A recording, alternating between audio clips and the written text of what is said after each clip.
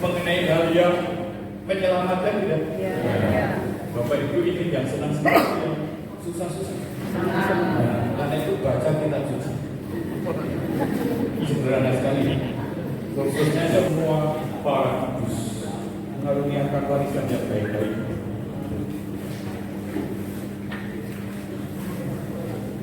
Sekarang mengenai Injil sinoptik. Saya ini tadi hanya pengantar untuk menjelaskan Injil Matius Lukas. Masing-masing Matius dan Lukas ini mengambil sumber dari Injil Markus. Bahkan menurut ahli 80% dari tulisan Matius dan Lukas diambil dari Injil Markus. Indah. Kalau kita baca dan mempelajari belajar kayak begini, itu kita makin dibawa ke budaya. Wah hebat ya, Matius zaman itu juga menulis Injilnya dengan begitu baik. Injil Matius memuat hal-hal penting yang ingin disampaikan mengenai hubungan antara perjanjian lama dengan perjanjian baru. Injil ini ditulis dan disusun dengan begitu bagus. Dan biasanya orang yang ngomongnya jelas, runtut gitu ya, mengungkapkan pola pikirnya baik gitu. Yang ngomongin kalau tidur aja iya.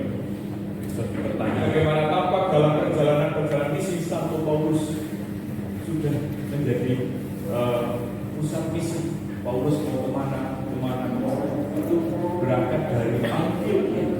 Kata keras yang seolah-olah itu diucapkan oleh Yesus, tapi itu oleh penulis Injil ini mengungkapkan situasi hubungan antara gereja dengan orang Yahudi dengan legitimasi memakai pribadi Yesus. Celakalah, kamu orang Farisi, celakalah. Ini itu dikenal dengan sabda celaka. Isinya celaka-celaka. Coba dibuka kitab Musa. Bapak Ibu tahu, Suster, 5 kitab Musa itu apa saja? Yesus melakukan karya, menyembuhkan orang sakit atau karya-karya itu selalu disusun, mesti dilaksanakan dalam karya yang nyata dan jadi oleh dia. Itu Injil ditulis itu bicaranya apa itu? Di dalamnya itu Matius 5 sampai 9 itu terkait dengan khotbah yang berkaitan dengan kerajaan Allah. Nah, Yesus menyatakannya tentang kerajaan Allah ini melalui menarik sesuai tadi sabda lalu karya. Dan Yesus menyatakan tentang kerajaan Allah sudah dekat itu dalam bentuk sabda, yaitu khotbah di bukit. Karena tadi Yesus naik ke bukit. Itu Matius 5 sampai 7. Yang dikehendaki oleh Allah, dikehendaki oleh Tuhan Yesus. Di sini sabda itu ada 7 perumpamaan mengenai kerajaan Allah.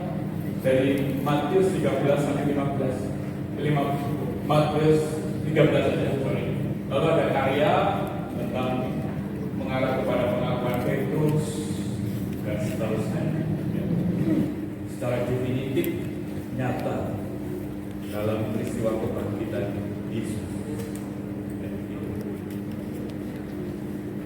Keputusan pada akhir dari kisah atau Injil Matius itu pemutusan Tuhan Yesus pada murid-muridnya, pergilah dan jadikanlah semua bangsa murid.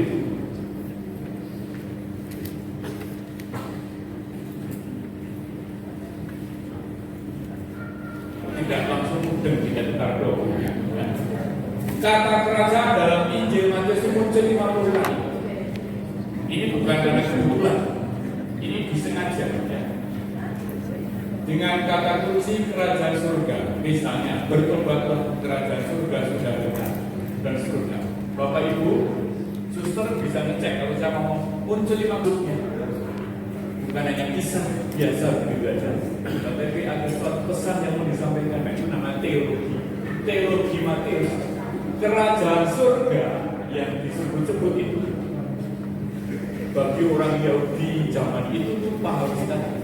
Itu adalah pemenuhan ilahi dari kerajaan Daud Allah. Dia akan mendirikan kerajaan Daud untuk selamanya. Ini ada di sini. 2 Samuel 7, 12, 16. PR yang dibaca di rumah. Keturunanmu akan, kerajaanmu akan kokoh selamanya, dan keturunanmu itu yang akan memerintah. Dari kenyataan di dalam Yesus. Ya. Dia adalah Mesias keturunan Daud yang memerintah sebagai raja, bukan di Yerusalem, tempat keturunan Daud pernah bertambah. Daud itu dari Bethlehem. Matius 1 ayat 1 sampai 16 yang ditampilkan adalah sisi dari Daud. Nanti Bapak Ibu akan baca beda detailnya dari silsilah kelahiran Yesus anak Daud. Itu bukan hanya sekedar bentuk nanti Kristus, bahasa Latin Kristus, merupakan gelar yang pernah disandang oleh raja-raja Israel keturunan Daud. Mereka diurapi dengan minyak. Itu tanda dipilih dari Allah. Kalau Yesus istimewanya apa? Bijaksana. Selain itu, ya, yang membangun baik Allah. 2 kata kunci yang membangun baik Allah dan bijaksana ini pada Yesus. Gelar lain dari Yesus yang berakar dari perjanjian lama adalah anak manusia.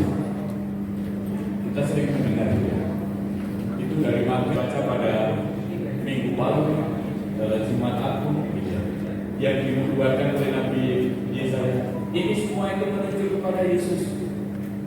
Dia hamba yang menderita, yang hidup. Itu maksudnya adalah Yesus yang sosoknya manusia itu tidak Allah yang sedang menggantikan.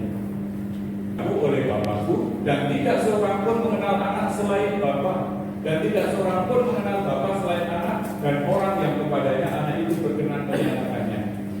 Matius 11:25 sampai 27. Ini untuk menggambarkan gelar-gelarnya Yesus. Sekarang Matius ngomong mengenai gereja. Ini Injil satu-satunya yang ngomong seperti ini. Injil yang lainnya. Pandangan Matius mengenai gereja terkait dengan konsep mengenai Yesus sebagai raja atau Mesias. Nanti menarik mengenai Injil gereja ini. Dan aku pun berkata kepadamu, engkau adalah Petrus, dan di atas batu karang ini aku akan mendirikan jemaatku, dan alam maut tidak akan menguasainya. Gereja itu soalnya kepada jemaat yang tadi, yang kalau umat ribut ini pun yang ada hanya di Matius kata-katanya di Injil tidak. Kata Yesus dalam Matius ini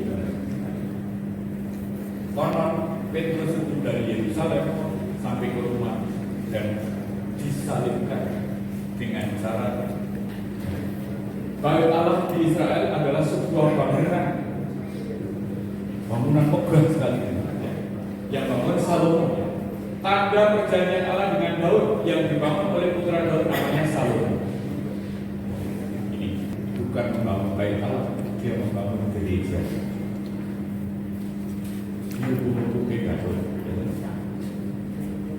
Yesus juga mempercayakan kepada Petrus apa? Kunci kerajaan surga.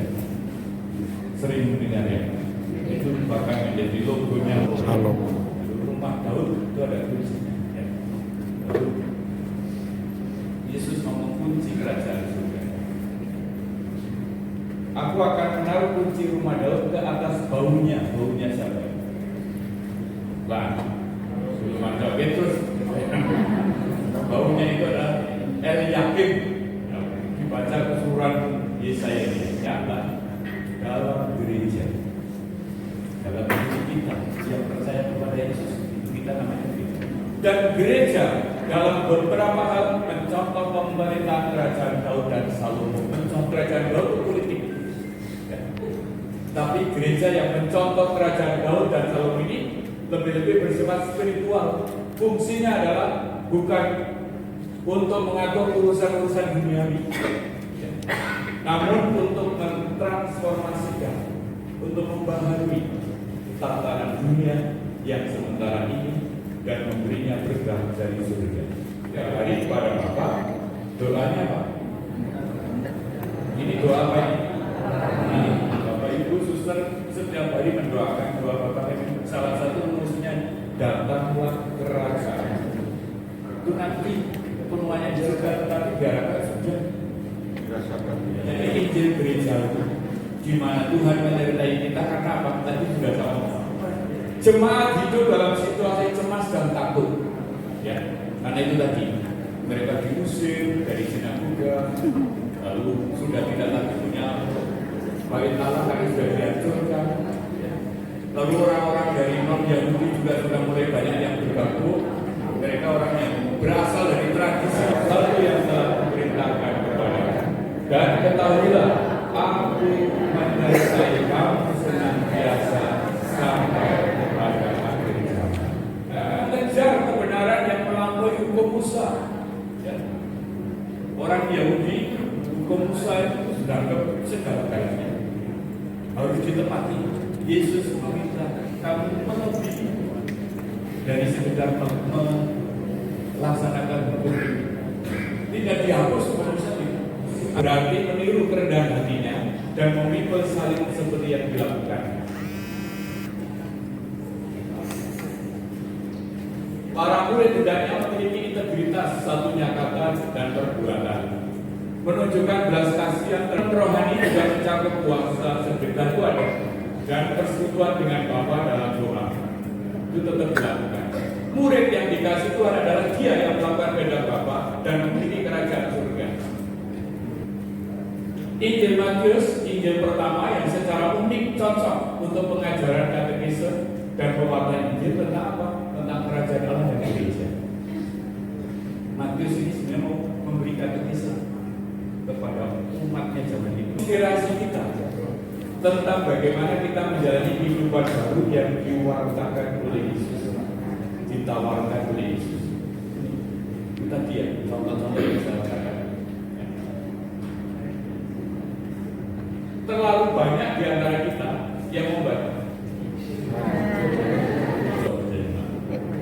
Alasannya wangen, kurang mudah ya. Sebagai akibatnya kita tidak mempunyai pemahaman tentang bagaimana rencana keselamatan Allah berkembang hingga mencapai titik penggenapannya di dalam Kristus. Kita nggak bisa memahami. Jadi Yesus mengutus murid-murid untuk mengajar. Itu bukan hanya 2000 tahun yang lalu, tapi sekarang perintah ini pun masih berlaku. Terlibat dalam dibaca. Yesus memanggil kita untuk terlibat dalam evangelisasi pribadi. Saya sekali lagi sebelum mulai, bukan senang karena saya yang ditampilkan ya. Panggilan misioner ini yaitu untuk mewartakan Injil, evangelisasi pribadi, dan untuk menerangi tata dunia dengan nilai-nilai Injil. Inilah artinya bagi para murid untuk menjadi garam dan terang dunia. Bapak